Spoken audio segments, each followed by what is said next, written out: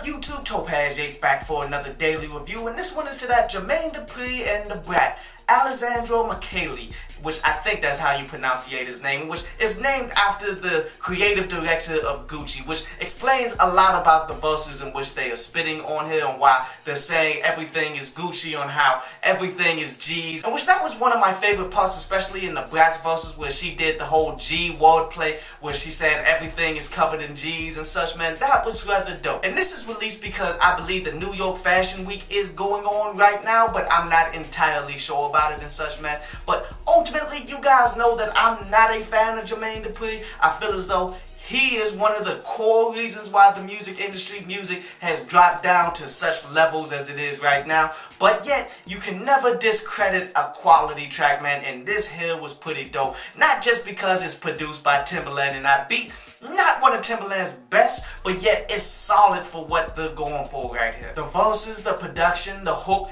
none of it is on like the highest level possible, but it all comes together well to the point that it's a solid track, one that I definitely recommend people to go ahead and peep out. Honestly, I feel as though this song just has that edge that all fashion directors and everybody be trying to get with when they try to make these lines and such, man, because you know, all of these fashion lines, they never release any of the clothes in stores and everything. It's all just crazy stuff that they piece together to have people get shock value and actually think about the fashion. And we all know that hip-hop has always been heavy into fashion and such, man. Rappers have made fashion songs going all the way back, dude. And this honestly just comes off as the future of such. So I definitely feel as though it works, and one I definitely recommend you guys to go ahead and peep out. But this concludes today's review, man. And now we're going to jump into a brief instrumental from underground producer Nate on the beat before we take some of your questions.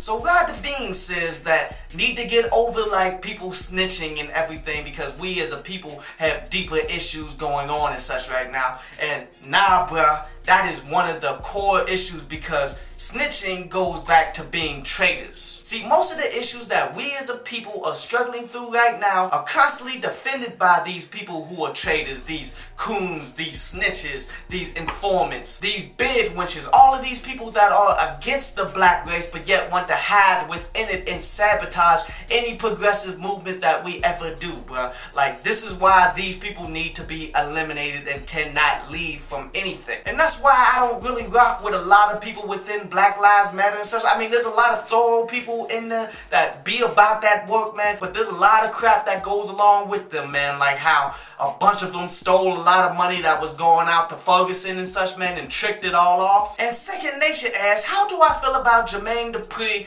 and his Rap Game TV show and such, man? And the funny thing about that is I have a distant cousin, young kid, man. She's probably going to be on the next season of that show. Not exactly sure, man, but I'm not a fan of it. Like, be quite honest, I'm happy that he's giving the opportunity to the youth. But yet, Jermaine Dupri going back to Criss Cross and Bow Wow, like, he put on these young kids and get all of this money from them being young and selling to that audience that it ultimately ruins their careers as they enter into adulthood, man. And that's something that I really don't like. I hope you enjoyed the show.